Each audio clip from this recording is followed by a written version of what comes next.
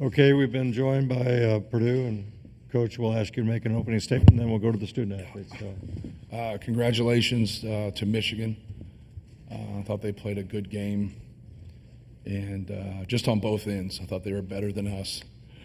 I thought for us, our inability to make shots, not produce good shots, I thought we got really good shots the whole night. If you look at our turnovers, we didn't have a lot of turnovers.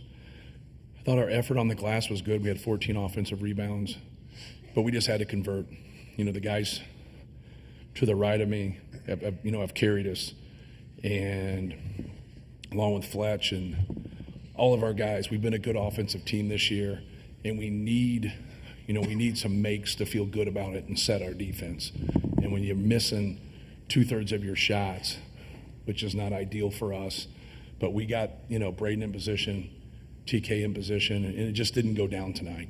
And it just was not our night. And you got to watch film, look at things, but when you're putting the ball in the right people's hands and they're getting quality shots, and that's what the defense is giving you, you just got to stick with it. And for us to win this game tonight, we had to be better on the defensive end, and we weren't. And but all season, our defense is better when we're making shots because they're going against a set defense. They got us in transition earlier in the game. I thought we were very, very fortunate to be in the position we were at halftime. Very fortunate.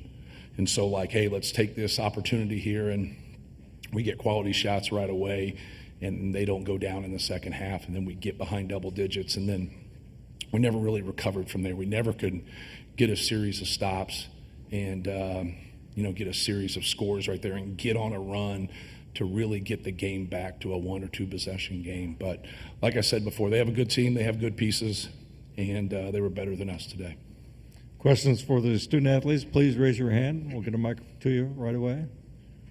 Right here, Mike. Mike Carmen, goldenblack.com for Braden and Trey. Is it just as simple as that you had the looks, they just were not going down tonight? Trey, we'll start with you. I think so, yeah. Yeah. Braden? I thought we had a lot of open shots. Just got to figure it out. And if the shots aren't falling, we got to figure out a different way to win. And I think we didn't do that defensively tonight. But here on out, we got to figure that out. We got to figure out a different way to win. Questions, please. Angela, right here. Sorry, guys, down here. For both of you, what was the mood like in that locker room after this game? I was there when you guys walked in. It was very quiet. Braden, we'll start with you. Yeah, obviously, we're all upset with ourselves because we're better shooters than what we showed tonight. And, when you're competing your butt off and shots aren't falling, it sucks. And especially when they're good shots, it's not like we're taking bad shots out there. So all good shots, and shots just weren't falling. So, obviously we're quiet and just trying to figure it out. And we obviously have a week here to figure some stuff out and get on the right track. So, Trey? Yeah, really just reiterate what Braden said there. Questions, please. Right here. Braden, after a kind of a tough end to the season here, losing 6 of the last 9, like you said, you got a week. How do you hit the reset button here in this next week before you prepare for March Madness? Yeah, just having fun and understanding the meaning of this game and flushing everything in the past. It's in the past for a reason. So I think just for us, just regroup, focus back up, get in the gym, get shots up, and trust ourselves. And I think if we do that, then we'll be just fine because, like I said, we're shooting great shots, and it's not like they're all bad shots at all. I don't even think we maybe took a bad shot, to be honest. So I think just sticking with that and understanding shots are coming our way. Questions, please. Angela? Trey, you seem very frustrated. What are you most frustrated about with the way this game went down tonight? I'm just frustrated that some of the shots didn't fall. I just felt like you take great looks, you get great looks, and then they just don't fall. It's so frustrating, the amount of work that I put in for them not to fall. And then this was a big game for me. I'm just, it's one of those things where you wish you could play the game over again. And no doubt that I don't know if we'll play Michigan again, but I that'll be a big game next year for me because I just really wanted this one. Anything else? Thanks, guys. Right here in front for Coach. All right, back here. Okay. Matt, right here in the corner, Steve Strimming, XL Sports. One of the things that you talked about, and I heard, was Trey Donaldson. You thought he was really underrated and how he was going to attack you. Right. Did that happen? Yeah, I thought, across the board, we had to do a better job of keeping the ball out of the paint, especially like when Danny Wolf's navigating things and Donaldson's navigating. So I don't think it was any one player from them. I thought they collectively did a good job of breaking us down and getting the ball where they needed to get the ball. And we had to do a better job of keeping it out of the paint. I know I'm a broken record in that area, but they got us in transition a little bit early. I know that the total points there aren't extreme, but it's like we had to do a better job to start with in the game. Like we get off to a 6-0 run, they go on a 10-0 run, and you're just trying to get traction, right? You're just trying to get some momentum, and we never quite could do that. But no, they're a good team. Trey Donaldson's a good player. Burnett didn't have a lot of opportunities in terms of shooting, but they're just solid. Like when you just look at Reuben Jones goes 2 for 2, Roddy Gale goes 3 for 5, Will Cheddar goes 3 for 5, Kaysen struggled a little bit shooting, but Danny Wolf 7 for 10, Golden's 5 for 11, Donaldson's 5 for 11. Everybody contributed. Everybody was just solid, and their decision making and obviously their assist turnover ratio was very good. We're not going to have a great assist turnover ratio when we don't make shots, and that was a thing for us is stay process based, get good shots, and stick with that. Because normally when we get those shots, we shoot at a pretty high clip. We had a good field goal percentage. We had the best field goal percentage in the league. We had the best three-point field goal percentage in the league. And then once Trey is making those plays, Braden's making those plays, now you get an adjustment from people. And now once you get an adjustment and they're playing in drop, now we can open up some things for other guys. And tonight that didn't happen. We got quality shots and they just stuck with it. And we got to keep going to the well, right? We got to keep going to get those quality shots, which we did. We just didn't convert those. But give them credit. They were better than us today. They did some good things, and those guys did a great job of breaking us down. Right here. Matt, what happened when Fletcher fell out of bounds and came out of the game? I know you inserted him back in, but then pulled him back out. And have you heard an update on him since? Yeah, he hurt his elbow. And so, that was, I was just kind of asking, I didn't want to put him back in. I didn't want him to further injure something or whatever. But our trainer said, he didn't think that was, possible. He wanted to go back in. And so, but I didn't see the play. I know he was saving the basketball and fell on it funny. But he didn't really know how it happened either. But it seemed like it was just on him landing, trying to save the basketball. He hurt his elbow. Right here. Casey Bartley, Boiler Upload. Matt, it's been a lot of losing for guys who aren't used to it. Right. How do you find the balance between being justified of being frustrated with their performance, but also getting positive again? Yeah, the one thing is for us, we split it, right? We always talk offense and defense. We have to be better defensively, and we have to be a better defensive team. And at times it's doing our job and being consistent. Then at other times it's when it gets to a certain point, we don't have great rim protection, so we can't let it get there. And I know I talk about that a lot, but I think that's part of the frustration. I'll also talk about when guys shoot the basketball well, they feel better about themselves. They play better on the other end and stuff. And I think you kind of saw some of that frustration mount, here, when we have struggled offensively, it's affected our defense, which in the first place, we're not a defensive juggernaut, right? And we got to do a better job, of that, and just being able to grind it. That's why the USC game for us was a good win. It was a grinder, and anytime we get in those situations and kind of fight our energy, we bring energy when we make shots. Well, you're not always going to make shots, and so that's what we've always pushed on this whole season. It's we got to have great energy. We got to stay with it, no matter if the ball's going in or not. But you can see where it hurts us from time to time. Right here. They're 4 of 15 from 3 at halftime. I think all 4 of those were deep, tough shots. Did that change the dynamic of this game at all as far as what you're talking about? Then trying to defend the post off of that, because I know that's been an issue in the past. And not really. We didn't they end up 8 for 26. It's not, earth-shattering. It's not one of those things that we went in and said, I thought we had a couple closeouts where we could have broke rhythm, when a couple guys that don't normally make them, and then you still contest, like you're living with that. Like I thought we had a couple times with Donaldson where we had to do a better job closing out to him. Just the guys that, him and Namari Burnett are the most consistent three-point shooters and the highest volume, in terms of the guys that start. But yeah, it wasn't, that wasn't earth-shattering, in terms of what hurt us. It was kind of really the combination of everything, right? Their ability to navigate inside, their ability to make enough threes, and we just got to do a better job adjusting and containing the ball.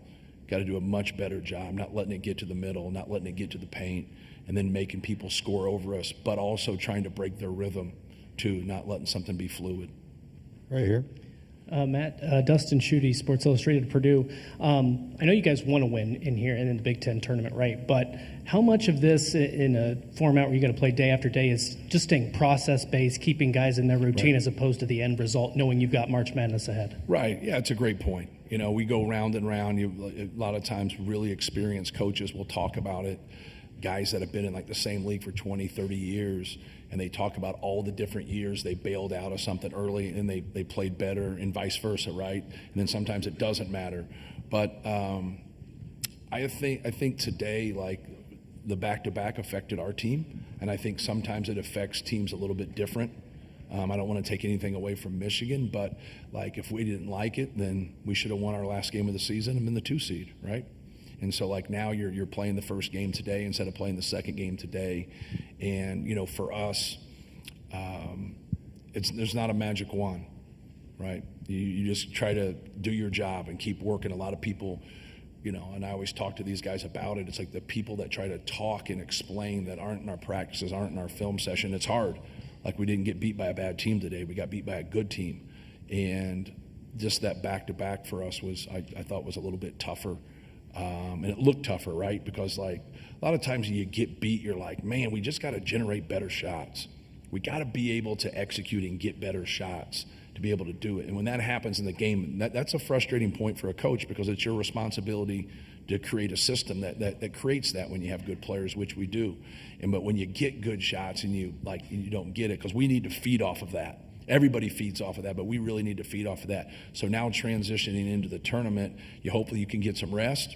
You didn't play as long. And any way you look at it, you try to grab the silver lining as a coach and make it positive, right? You have to, because the result's over.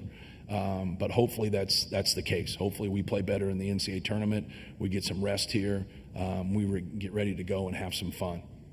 We're going to go here, and here, and close it out right here. Joe Jackson, Boilers in the stands. Coach, over the past month or so, you're 341st in defensive effective field goal percentage, but you're also 338th in defensive turnover percentage. How important is it to get back to forcing turnovers, given kind of the rotations you have to live in defensively? Yeah, it's a great question, and we've really talked about it because we were doing that at one time. I think you've got to also look at who we were playing at that time and who we played in the last stretch. I think that probably has the biggest hand there, if you'll look at that carefully. I don't want to be disrespectful. But like I talk a lot about hand activity and having active hands and trying to get deflections and doing that without taking yourself out of defensive position. So when you don't have that rim protection and you don't have that, the last thing you want to do is to get really aggressive and just get blown by. But we got to do a better job of having that and understand, like in ball screen defense or dealing with the post, having those hand activity to make it difficult on them, but not go crazy one-on-one, especially out in space, and making sure you're keeping the ball out of the paint, make sure you're keeping the ball there. But you're also going to have your built-in help. And the one thing that you got to be able to do is you got to be able to help on drives and swarm the basketball. And you saw that a couple times at the end. We just don't swarm it. And then they just make easy plays over the top and they just lay the basketball in. So we got rules to it. If you get off those rules, it doesn't help. But you can't live in help all the time. If you're just helping the whole time, you just can't be in rotations. It's why you see a lot of teams switch a lot of different things, because they don't want that rotation. But there's certain matchups where you can't.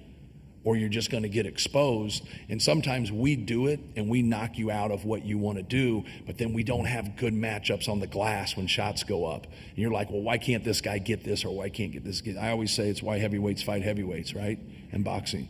Like, you don't see somebody weighing 120 pounds fighting someone weighing 240, because it's there. Well, basketball, it's different. If you're going to switch, you're going to knock things out, but now you're there. So it's kind of, when you go down that rabbit hole, like I'm kind of speaking like I'm going down a rabbit hole, but when you go down that rabbit hole, it starts with on the ball. If you can't be good on the basketball, you're just creating angles and you're creating advantageous scenarios for your opponent. And then if they can decision make, sometimes you play people and they can get it, but their decision making stinks. But when you play people that understand basketball, that are well coached, like a Michigan team and their players, like now they're going to expose you when you get to that point. We got to do a better job of not getting behind plays, because once we get behind plays, earlier in the Big Ten season, we were forcing some things, but we're getting it from a style standpoint to where, like, we were getting active hands, we're getting steals. Like when we played these guys, we really pressured them at our place, and we really got into them. And it kind of shocked them. We stole their spirit, and we blew them out. And then we outplayed them until the last 5 or 6 minutes of the game there. And then today they outplayed us. But you got to be able to create, like you're saying, you got to be able to create some toughness to where the ball doesn't get into the paint. And then you're getting some turnovers. Like, they didn't turn us over, we didn't turn them over. And so then, like, who's going to shoot better, right? They out-rebound us by 6, but at one time we were down 7 in the first half. We brought it back to 20 at half. So when you look at all those things, there's a lot there, but you got to be good initially. And when we're not good initially, we just live in help, and then we don't have great blockout responsibility, and it really hurts us. Right here. I really just try to talk you in circles to confuse you, so you guys will just stop asking me questions. But no, I'm honestly just trying to answer your question. Yeah, Matt Dillonson from the Journal-Gazette in Fort Wayne. I guess you, following up on Dustin's question, this is twice in 3 games where you thought your team got really good shots, right, and they just didn't fall. Is that the product of the end of a long season? Is it just kind of the way the ball bounces sometimes? Yeah, it's hard to quantify. It's probably somewhere in there. They're probably both right or a little bit right or something like that. As a coach, that's what you do. You have to run a system that is best for your best players, your most efficient players, and we do.